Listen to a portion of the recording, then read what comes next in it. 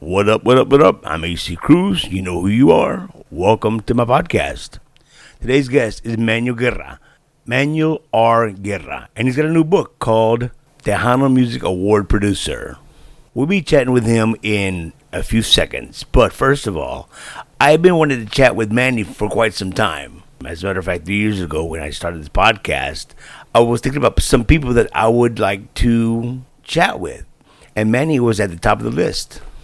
I met Manny when I was just a kid. I was here in San Antonio, and since my parents had divorced, my dad would come back and forth from Houston to San Antonio, and he would do business sometimes. So he would pick me up and take me with him. And one day we went to the office of the TTMA, the Tejano Music Awards. It was Gibby and Rudy at the time. This is late 70s, early 80s, I believe. Somebody suggested they go over to see Manny, and that's when I went over to the infamous, notorious shack. It was not a shack. It was a little bitty building, if you will, and it'll explain what it was. But it cranked out some of the historic songs that we sing to this day. You know, like you'll hear about that in a minute. But like I said, it was an honor to chat with Manny. Now, I got to warn you, he did tell me, he says, AC, I know you know what you're doing when you talk to people, but my grandchildren tell me that I'm a chatterbox. So, if you need to, just reel me back in and say, hey, let's stay on course here. Anyway, this is me chatting with the legendary musician, producer, all around. Oh, by the way, he is a born-again Christian, and he'll let you know. And so that's why he says, you reel me in and you watch what you say. It's Manny R. Guerra.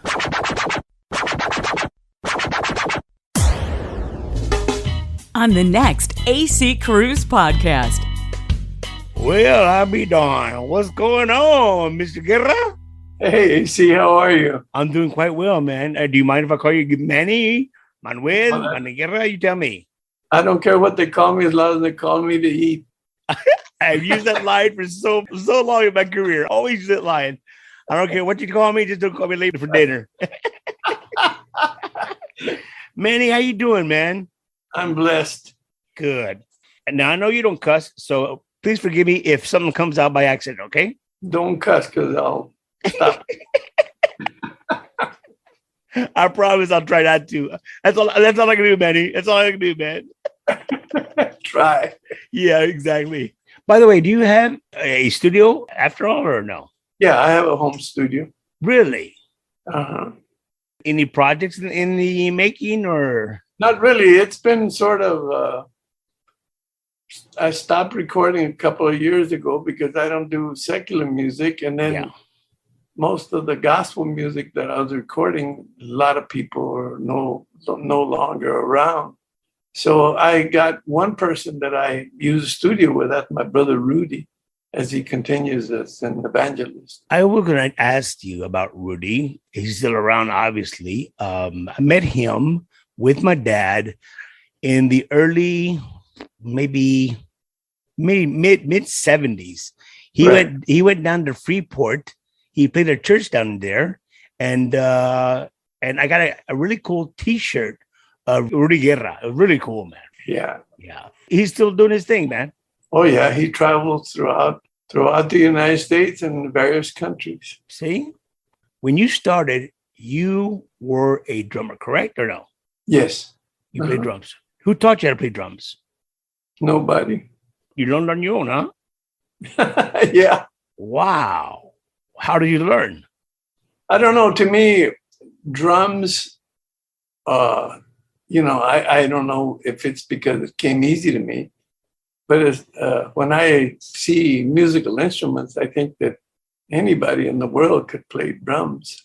Oh, that's not true now. That's not true. It may not be, but to me, the way that I view it is, that's why I always admired people that played like keyboards and trumpets and saxes because... You taught yourself, obviously, but whose drums did you learn on? Well, in high school, I was in a high school band. There you go. Play snare drum there. Can you play anything else than the drums? I could play piano a little bit in the beginning, but I took lessons for 2 years and I was too young. My parents were teaching me, having me have piano lessons. I'm so sorry that I didn't follow that up because I love that instrument. Yeah. But I don't know. The drums seem to attract me, the rhythm, especially because of Latin music that I would listen to. Okay, now you listen to Latin music, but did you listen to the old rock and roll? No, I never listened to pop music. It was all Latin American music. They used to call it Latin music. Yeah. Tito Puente, Machito, and those orchestras. Oh, my favorite is got to be Perez Prado, man. Perez Prado. Oh, yeah. Because obviously I'm a trumpet player, man. Right. Yeah. Right. Now, are you from San Antonio? Yes, I was born and raised. Yeah, 2 miles away from here. I don't know where you are, and I don't expect you to tell me where you are. I'm in the Harlandale district, but I was born where Luther Burbank High School is. That's where I went to school, like I Saldana. I tell a lot of the artists when they come by here, I say, do you remember where Manny's Amen Studios is? They said, yeah, I live right down the street from there. How about that? Yes, I live right on the corner from where you used to have your studio at. And the studio, I love to agree with the people when they say, yeah, the building was leaning a bit. Real quick, Manny, why is that? Why would the studio lean, man? Well, it was an old building and it was a bicycle repair shop. So it wasn't very sound. The structure was not like we know it today. Before we get started, can I play you some inspirational words from various artists that have been in your studio and that work with you? Would you mind? Not at all. First is co-founder of the Latin Breed and the TTMA, producers of the Tejano Music Awards, Gilbert Escobedo. When listening to Sunny, and he told me about Rudy, and he told me about Manny. Now, Manny played a key role in the industry to this day. To this day. Oh, yeah. Can you please elaborate? Sure. Manny had a recording studio, and he recorded all kinds of different groups, a lot of secular music as well as gospel, some gospel. I believe Maria Elena was one of the first ones that recorded the gospel. But when Rudy got the band together, he wanted us to record, so we did. And every group that we talked to was interested in getting in with Manny and recording with Manny because he was so advanced in his way of doing things. And so that's how Pulido got started. The Royal Jesters, several groups got started there. Eloy Pulido and Roberto Pulido were here, and they told the story about when they went to Manny's studio. He says that's when the Jesters did backup vocals for Roberto. Y todo eso. It was like a big family. Was it? Well, yeah, we were all a part of the Guerra Company Productions. Yeah. We were all recording at Amen Studio. When we were playing out of town, I told Rudy, I want you to listen to this group. It's a really good group. I want you to listen to them. They haven't recorded or nothing, so I want you to listen to them. My compadre, Oscar Munoz, was the manager. And he told me, Gibby, these guys are really good. You got to hear. Was it listen. Felicidad, Encanto? What was it? It was Roberto Pulido, Los Clásicos. Oh, was it? Really? Yes. I'll be damned. It was Pulido when he first was getting started. In fact, Oscar Munoz showed me a thing of matches that he had picked up in Mexico. He said, I'm thinking about naming the band the Clásicos. I said, that's a good idea, man. That was the name of the matches. So that's how it started. But we were camaradas. I talked to Manny. I told Manny, this group is really good. It's up to you, but listen to him. I told Rudy about him. And then Rudy went and talked to Manny also and said, I'd like for you to do something with this group. They're really good. And of course they were. Their sound was unique. Yes, it was. Yes, it was. I mean, La Mafia, MAZZ, David Lee, everybody who was anybody would record at Manny, man. Well, there's nothing like the warmth that you get from analog. The legendary Sunny Ozuna. So I had already joined up with the first little group we had fresh out of high school. We called it the Sun Glows. And the director was Manuel Guerra, which is the drummer. And Manuel had already been in the business for a long time. And Manuel was like the drummer for the Isidro Lopez Orchestra out of Corpus Christi, which at the time growing up, they were on fire. And Manny had already been like almost everywhere with Isidro, and he was getting a little burned out and wanted to try something new.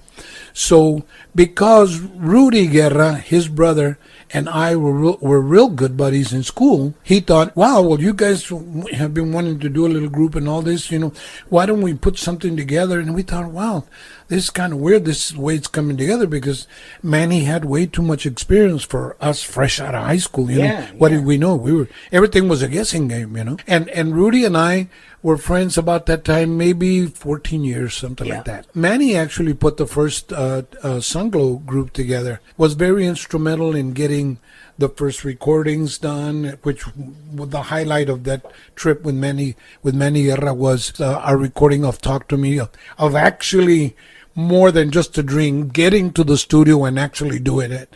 And Manny was the one that saw the picture of what could be done with the song. And another legend, Little Miss Dynamite, Shelly Lades. That's when I started recording my first record. I recorded with Manny Guerra over here on the south side, on South Flores. Right down the street. When it used to be Amen Studios, used to be a little shack right there on South Flores Street. The garage behind the house. Yeah. And it was leaning. It was like people, you would not believe, everybody that's listening right now, if you're a Tejano fan, I mean, he recorded Mafia, MAZZ, Selena, I mean, all of these major artists in this little shack that sounded like $1 million. Can you imagine the archives that he has when? Oh, I know. I mean, Manny Guerra was the drummer for Sunny Ozuna for many, many years. And he was the one that recorded my first record. Yeah. And I remember I recorded a song called "Break It to Me Gently" by Juice Newton. It was Mama made it bilingual, so it was Spanish and English. That was my first record. And I remember I recorded, the guys were taking longer to record, and I remember I recorded it in one take. And Manny was like, golly, guys, si vergüenza, this little 10-year-old girl comes over here and she just sings it in one take. And y'all are taking hours just to figure out a part. And finally, 17-time Grammy Award winner, Gilbert Velasquez. This gentleman I used to work for here down the street, Manny Guerra, he was very much a mentor, and he put that in me about being, hard on people and getting it right. And I remember I was asking him one time about doing a commercial or something for his studio. He said, Gilbert, you will never need to do that. As long as you make good recordings, people will always come to you. You don't need to advertise anything. No, your advertisement is your recording and your name on that record. Yes. So that is held true for me till today, man, Yeah. That's awesome. That's awesome, Manny. You got people like that giving you those kind of props like that? I mean, come on now. What do you think? It's tremendous. You haven't heard any of those, have you? No. How does that make you feel? Well, it's everything came so natural, AC. It's just we actually didn't know what we were doing. It was an inspiration. You could have fooled me, man. You could have fooled me because it sounds like you knew what you were doing, buddy. No, it's just I believe that it goes back to the way that human beings are born and created. There's an essence of creativity in us, because you got to remember that the God who created us is a creator. If he's our dad, we're going to be creators also. And I think that a lot of these things, they come naturally in your life. And the excitement is just exploring and finding out what has already been deposited in you. It's not something that I put in there. When Gibby Escobedo, co-founder of the Latin Breed and co-founder of the Tejano Music Awards, CTMA, when he mentioned that you had something that you wanted to follow through on, and you did. Yeah. It was something on the inside. It's just like in recording. I never learned recording from anyone. I was just attentive to what my ear would hear, and I followed that. That was it. So you did not know anything about equalization, any... Absolutely nothing. Wow. Absolutely nothing. I just trusted my hearing, and it's a gift again that God gave me. Now, I do want to touch on that, because you are a born-again Christian. Amen. Now, that being said, I want you to talk about your book. I want you to talk about all the great things that has happened to you in that book. When I talked to you about doing this interview, you said, look, AC, I know you have a mouth. I said, yes, I do, man. And I do apologize. He said, no, I used to be like you. So let's talk about the early days, the days when you were a rabble rouser like me. When did you, or how did you hook up with Isidro Lopez, growing up here in San Antonio, and you wound up being on the road with Isidro from Corpus? Well, Isidro was playing at Sarape Terrace down the street from my studio. And I didn't have a studio then. That's when my parents lived in that neighborhood. And they would attend the dances of Isidro.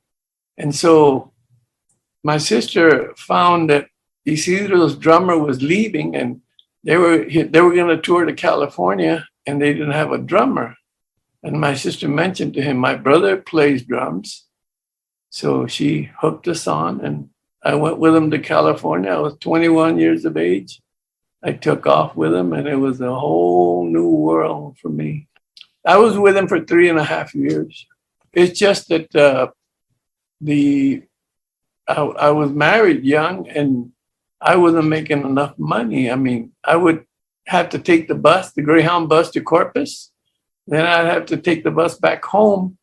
And sometimes I would wind up, after playing a weekend, I would wind up with $30 at home. Wow. So I took it as long as I could, but then it got really serious where I wasn't making it. So I had to find something else. So what did you do, if you don't mind me asking? Well, I worked at a dental laboratory for a while where my sister worked. Really? Yeah.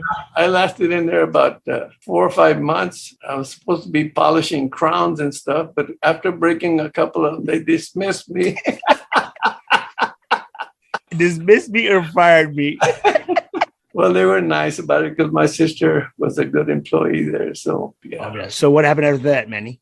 Well, that's when I didn't know what I was going to be doing. And I remember walking into Mom's home one day, and I heard all this racket in the back room. I said, Mom, what is that racket in the back room? And she said, that's Sunny and your brother. I said, what are they doing? He says, well, they're practicing. They're putting a band together. And I said, what's that noise? She says, well, that's their music. I said, oh, my God, that's not music. Oh, you see, I told you. Not everybody can do it. Not everybody can do it. Yeah, so when I walked in there and I met Sunny, and I had an idea of, they had a desire in their hearts too. So you had no idea about Sunny until that day. Right. I'll be darned. I had just known that a year prior to that, Rudy and Sunny spent some time in Palacios, Texas with some other musicians. And that's when Sunny recorded Just a Moment. So that was being played, and that was pretty successful. So the band that he had, they were like army brats. Is that what they call them? Yes, army brats. Yes, their dads were stationed here, and then they all moved out, so left a lot of positions open there. So they were trying to gather musicians to keep the band going, and so I told them that I'd help them because I knew most of the promoters that I had met with Isidro, and so Sunny said, "Yeah, but they play Spanish music, don't they?" I said, "Yeah." And he said, "I don't want to do that. This is a rhythm and blues band. This is not that." I said, "Well, okay, whatever you guys want to do, and I'll book you just like with what you play, but you should learn a couple or 3 songs in Spanish just in case." So the first gig that they had was in New Braunfels, and when I got home on Monday, they were back there on Monday at Mom's house, and Sunny said, "We got to learn some more Spanish songs." Because they didn't like that. That's not what was in their hearts. But sure. It was the blend of R&B and then the Spanish that we learned. It was just a fusion of that music, and that's what was successful. So what happened after that with Sunny? When did you say, you know what, I think I'll take this back room and make it into a studio? What happened? No, that was actually after we recorded at Texas Sound Studios on Hildebrand. That's where we recorded Talk to Me. Mm-hmm. So we had a couple of or 3 national recognized recordings.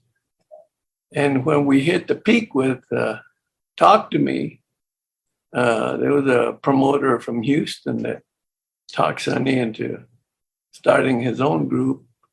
That you don't have to be under Manny, or you can have your own, you can call the shots, get your own band. So that's when Sunny took off right in the Who was that promoter? Do you remember?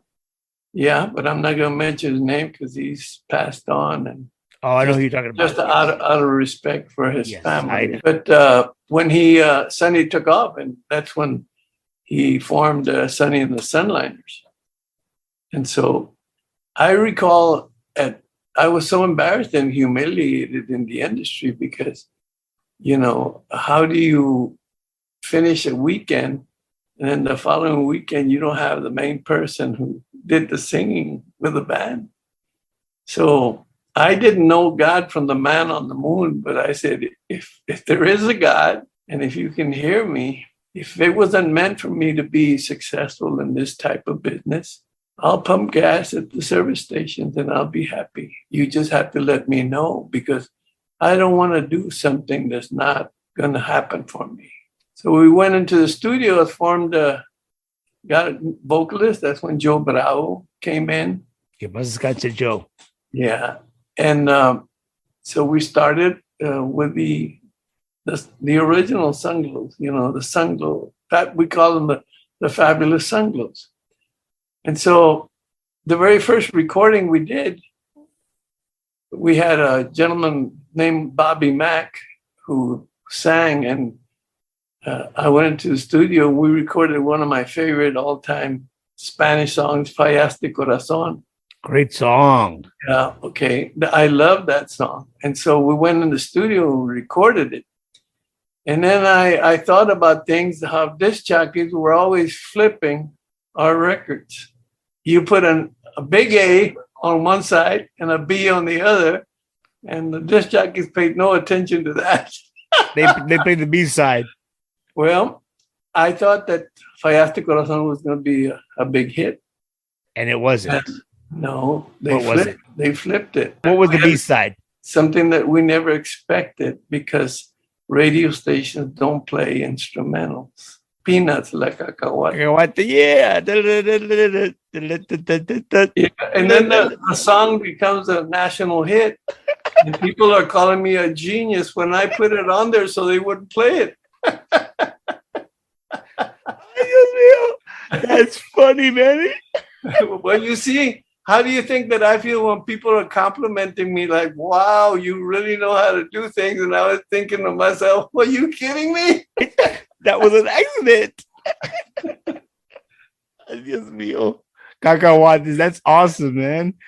Okay, so after you did the Sunglows, what was next, Manny?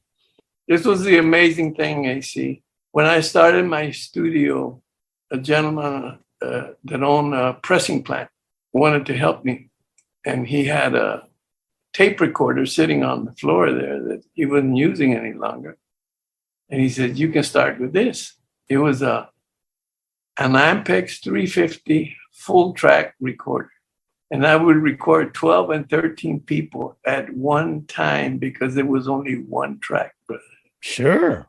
As I listened to some of that music that was done like that, yeah, it has more quality, more brilliance than when I went into 24 tracks.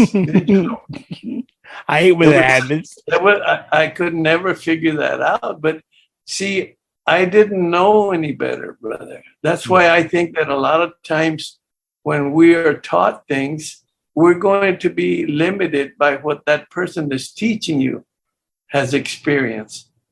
And it may be something completely different than what's been stored up in you to explore.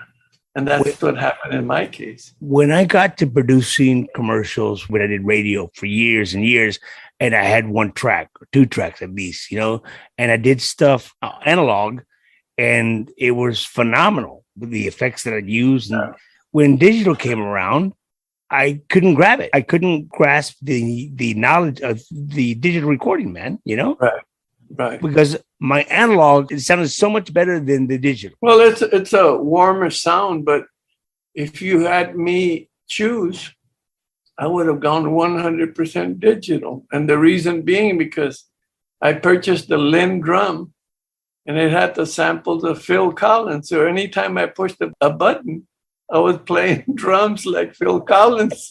I love that. I didn't have to learn how to tune the drums or mic them or anything. It was right there in front of me. That's funny. I loved it.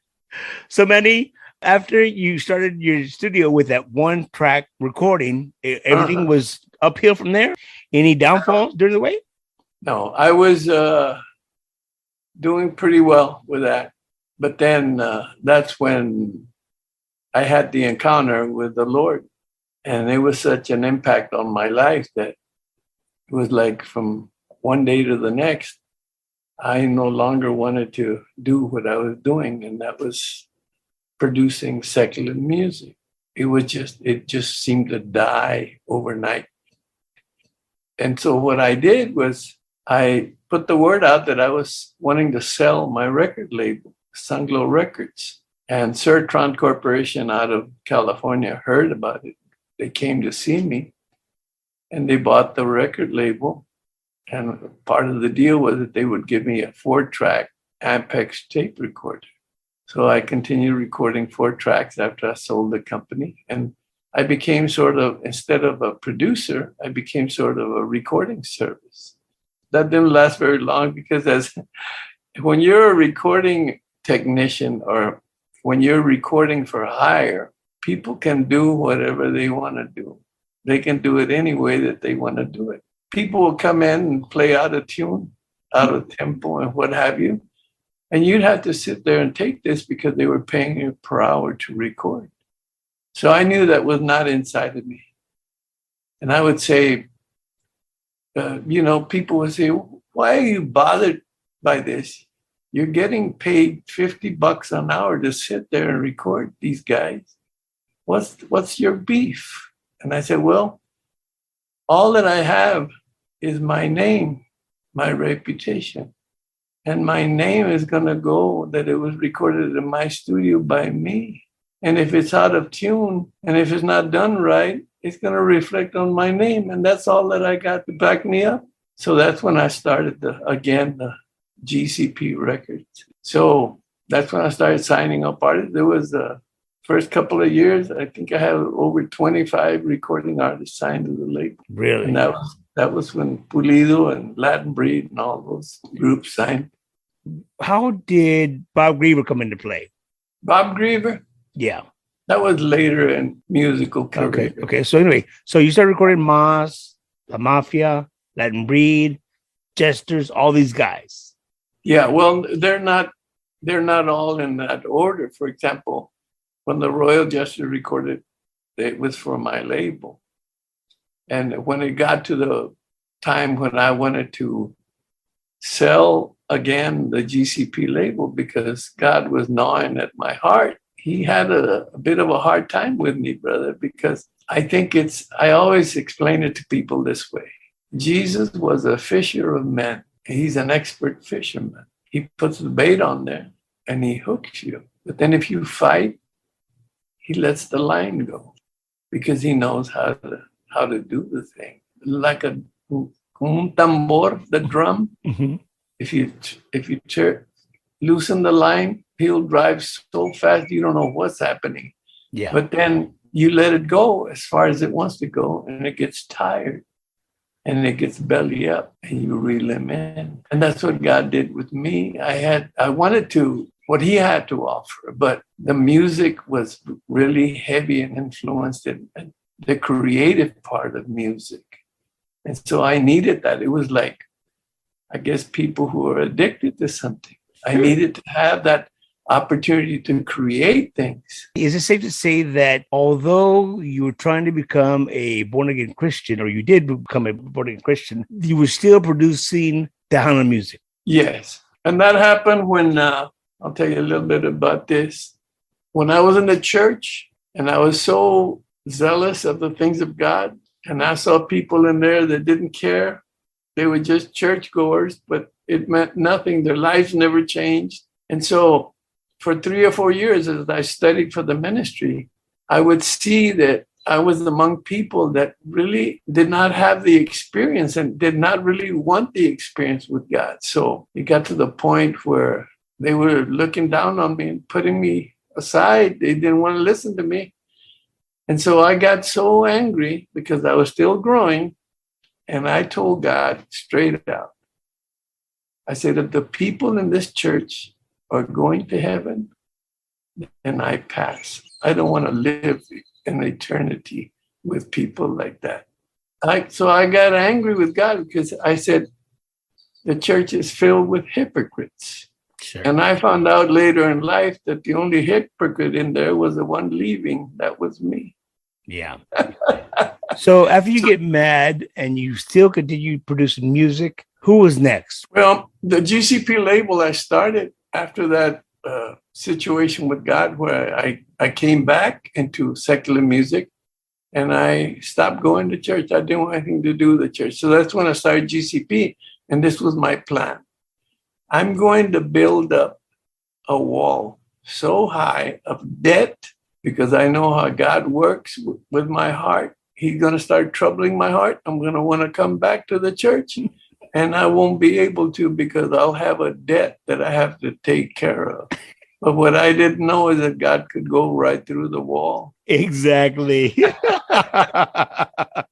In that time you were creating that wall, what artists did you create? Well, I had all those people that I recorded, like Pulido, and all the ones that I had on Los Chachos. There were so many of them. I can't remember them all, but they were all very successful. I did speak to Abraham Quintanilla and mention your name. He says, oh, man, I love Manny. We recorded 5 great albums under Manny. And you were kind of featured in the movie, the Netflix series. I don't know if you knew this or not, or did you know? I heard from people that yeah it was mentioned. And the gentleman that played you did kind of look like you when I saw that. I said, mira, is Manny con an afro? I'm glad I never saw it. Otherwise, I would say, well, I was pretty handsome when I was young. By the way, the picture on your book, good. You look good, man. I gotta add it to you. You did look good. But anyway, Shelley put it best when she worked with you. She was ecstatic and she was like a sponge learning from you. Well, these people in their hearts, AC, they had a passion for what they did. And among the groups, there was a lot of people that were in it for various reasons. Yeah. Not for the love and the passion of music. And so those were the ones that were really interested in what I was doing. They wanted to perfect their talents. Yes. They wanted to present their best. And of course, I had both types. Some that just did it as a vocation. It's like in our lives, you can do things as a vocation, or if you have a calling to it, it's completely different. But can you tell me about your first time meeting Abraham, AB, the whole family? Well, when the Dinos were playing, that's when the Sunglows were out there also. So okay, with Abraham. I never really got to know him personally, but we would hear of the various groups. And so I knew about Abraham and their success with the Dinos. But it was later on in years when he came to the studio and asked if I would help him to record his daughter. Yeah, that's when I really got to meet Abraham. And that's where, of course, I met Selena. And what was your take when you first saw that talent? Well, let me see if this makes sense to you. I recorded 4 albums on her, and I couldn't give them away. Now, she was developing. She had a dad who really believed in his kids. Yeah. And the success behind Selena and the Quintanilla family is Abraham, because in his heart, he did everything that he possibly could to advance his children. And what you see today is the seed that he sowed, the sacrifices, the sufferings. He's the one that's the main backbone to the success of this family. So when you see the success that he has now, he deserves it because he worked for it, you see. Sure. He wasn't given anything, he worked for it. And so Selena, of course, was just learning. When she got to the point where at the Tejano Music Awards, we were going to recognize her as the Female Vocalist of the Year, then I found out that night when she received her trophy, that's when I lost her. the next day, I believe they signed with Capitol. And since we didn't have any written agreements, Yeah. they were gone. Wow. Now the thing that the first album of Selena on Capitol Records, I didn't record that. Brian Moore, who worked with me in the studio, is the one who did that project. Would that be the person that we all know as Red? Yeah, Red Moore. And so this is very important to me because the reason people throw my name in there is because it was my studio, but it was no longer my artist. She was no longer my artist. And Red, of course, was a sound technician in the studio that worked with me. How did you come across Red, Manny? Oh, I met him when he was with Patsy Torres. He was, there's been 3 people in my life that have irritated me to no end. I can only imagine. When I met them, they were what I would consider independent people. Okay. They had a mind of their own, and they were going to speak their hearts out. And those 3 people would be? I'm not going to mention them. Oh, come on, man. You can't tease me like that. Come on. I just mentioned one, Red, but there was 2 before. The second one was more successful in recording in San Antonio in his studio than I ever was. And the first one was just a guy from the east side that would help me. And he was so slow that I would make fun of him. I told Bob Greer one day, you know how slow this guy is? He says, how slow, Manny? I said, one day he cut himself and it took him 2 weeks to bleed. That's how slow he was. And I would just always be calling to him, move it, move it, move it. I wanted to get him to, he was just he did not have the same type of transmission we have. What about La Mafia, working with those guys? Those came in all through Bob Griever, because I was sort of recruiting or recommending to Bob Griever of a talent that were out there that he might look into. Yeah. And I had heard through the grapevine about the Mafia, and that they had recorded in Houston, and they were not happy with what they were doing. Yeah.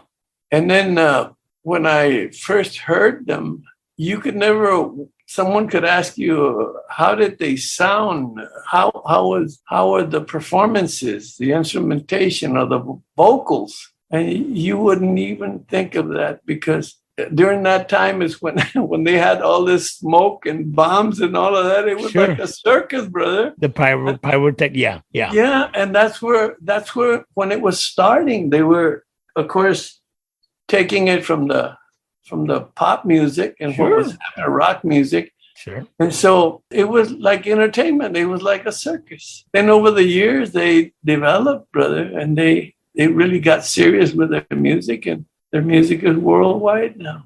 What about Joe Lopez and Jimmy Gonzalez, que en paz descanse Jimmy, Grupo MAZZ? Well, I remember one day I came to the studio and Joe Lopez was sitting there, and I asked one of my employees, "Who's this guy?" He says, "This is Joe Lopez. He's from Brownsville." I said, "What's he doing here?" He says, "We wanted you to hear him. He's got a great voice." I said, "No, I'm really not interested. I've got too many artists that I have to produce. I can't take on anymore. I'm not going to be able to do them any justice." So then the group MAZZ was recording at other recording studios, and they tied up with Bob Griever, and that's when they came into the studio. Did you like what they had going or no? Let me tell you the way that I've always seen things, AC. It doesn't really matter to me who in the production is happy about the sound or the way things are being done. I've always had the pulse of the people, common, ordinary man on the street, and what he likes, because they are the ones that make a person successful. Got it. If you can tell me, if you can remember, who was the last artist that you produced as producer on your label or not on your label, secular music? Who was the last one that you produced? I guess I stopped producing when I sold GCP. I can't really remember. I mean, Latin, David Mares, several others. I love Penas. David Mares, Joe Posada, David Lee. Great song. Yeah. Now with David Mattis, he was a real gifted. He is a real gifted vocalist, Sure. and his quality of music was higher than the average person. And the situation that the challenge that he had in the music business was he wanted to work and expose and perform the music that he felt and he loved, but it was above people's understanding. So I had to take him one day, and I remember at this book signing party, he said something I didn't remember, but after a while I thought it was true. What I did was Luis Silva had brought me in a bunch of songs to review for recording for Bob. There was one that I put on there, and man, when I played it, it just knocked me out. It was like lights went off, explosions and what have you. Yeah. And I said, this song I've never heard anything like it. So what was the song? I'm going to tell you. Please. Maybe in the next interview. No. You know, they told me they told me that you can be funny sometimes. No, so David mentioned something, and I remember. I said, I knew David would not like it. I knew that the type of song was beneath his person. Can I please guess? No, let me tell you what happened. He Please go ahead. I'm sorry. I said, David, I got this song, and would you do a demo for me? I'd like to see, what it sounds like. So he sang it, and then I put the music behind it when he was gone. I edited the music, and I did the music myself. Entre más lejos me vaya. I knew that I was going to go. I love it. I was going to go with that one. Go ahead, please. And musicians would tell me that when they would go on gigs, people would ask for that song all night long. Oh, and yeah. David would only sing it one time because he never liked it. Really, brother? I believe it. But it was such a big hit. I think that's when I first got into radio in the mid 80s. And that was one of the most requested songs at the radio station that I was at. It was a fantastic, because look at how you can interpret that song. During that time was a lot of people coming in from Mexico to work in the United States to make money to support their families back in Mexico. And so you could apply the song that way. Entre más lejos me vaya, más me acuerdo yo de ti. That's a guy who's leaving his family behind to provide for them. And then you take it on the romantic side. It's two people are in love. Exactly. They may be separated. So when I heard it, it just fit all of those gaps. It was a whole thing. It didn't need anything. It was a home run, and it was, man. Yeah, that's what it was. Yes. That's what it was. It was obvious to me, but he learned to like it. You know why? Well, yeah. Because he's gotten to the point where he truly wants to and cater to the people. Speaking of book signing, how is your book doing? I heard you had a signing party. You had two different ones, didn't you? Tell me about it. Four, actually, if you count the last one at Roosevelt Park. Please tell me about it. Well, Ray Ibarra invited me. He had heard about the book, and he was having musicians, where they had stands that they provided their music personally to people. Since there's no more distribution, no more Walmart carrying the products and stuff, It's all diminished. So they get out directly to the people. So they had various groups with their product. And he said that I was welcome that they would provide a table if I wanted to go and present my book. So I went, and I had a wonderful time meeting newer musicians that I never knew.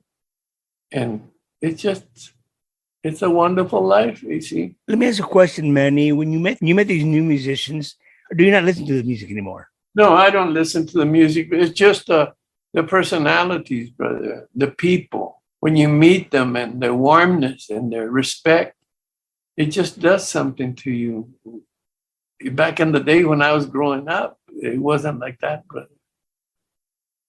So you appreciate people who have a desire especially in the music business, they respect it and they care about what they're doing. Sure. That being said, any artists out there that you really, really respect, admire, that are not doing gospel music? Well, yeah. There's a one that I've never recorded, but that recorded in my studio when I had another sound technician helping me. And I believe he was the drummer to a group called Misterio. And that was Jay. Jay Pettis. Pettis. Yeah. I never knew him. And when he came on the scene, his voice and his talent is just amazing. Yeah. And I never had the pleasure of recording him. But I didn't have to because somebody else was doing a tremendous job with him. Sure. Yeah. Tell me about your book, Manny, and I'm going to let you go have dinner. Okay. You want me to show it? Yes, please. Tejano Music Award producer. There you go. Look at that beautiful face. Solo él. That's how I looked 20 years ago. Well, you look bad, man. Come on now. No, but tell me about the book, man, please.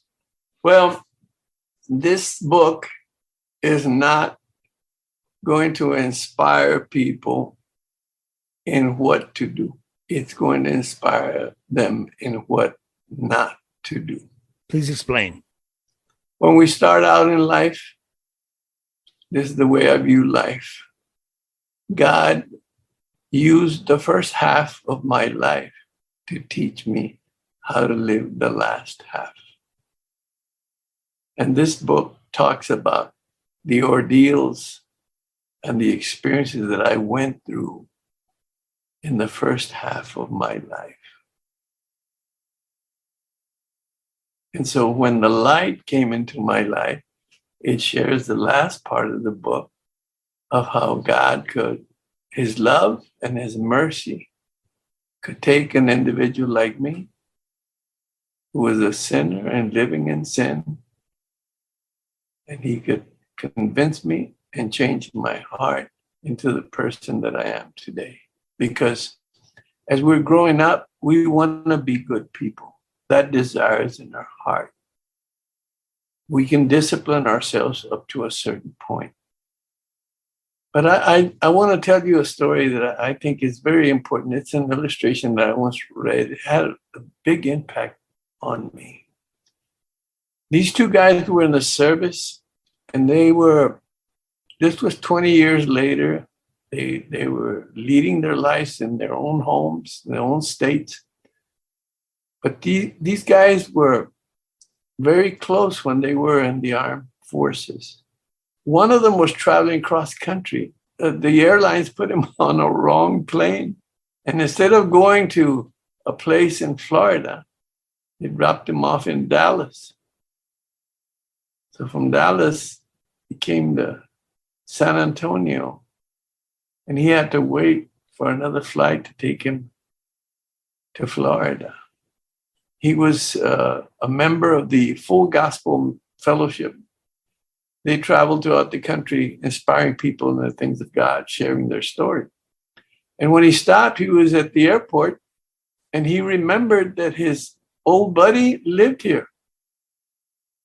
So he didn't know how to get a hold of him, so he called information, and he gave the name, and they gave him a number. So he calls the guy. The guy from San Antonio was so shocked. Where have you been all this time? He says, well, I'm up north. I own a plant in Detroit, manufacture steel. And the guy says, how did you get my number? And he says, I got it from information. And the guy said, that's impossible. My number is not published.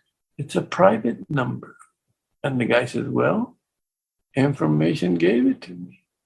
So they got together and says, why don't you come over and visit? You say, have a few hours.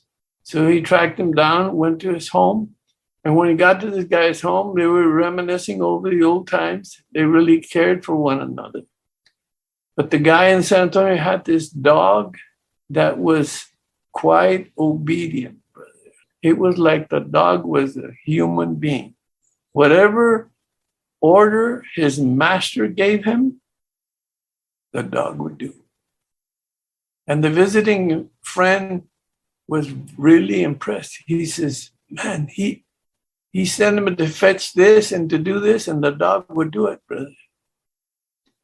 He says, it's amazing. He said, yeah, I had him as a pup, and I taught him, and I disciplined, and he does what I tell him. And the guy asks, has he ever disobeyed you? He says, never. He says, not even once. He says, never. He says, well, do you mind if I sort of challenge him? He says, you can try it, but you're wasting your time. So he walks over to the refrigerator and gets a piece of lunch meat and waves it in front of the dog's nose. And then he throws the lunch meat, and the dog just keeps looking at his master. He doesn't move. So then he goes into another room, gets a ball, and tries to get the dog to fetch the ball. And the dog just looked at his master, and he wouldn't move. The guy tried everything that he could to distract him, to get him to disobey his master. Couldn't do it. He says, okay, I'm staying overnight. My flight is tomorrow, 2 p.m.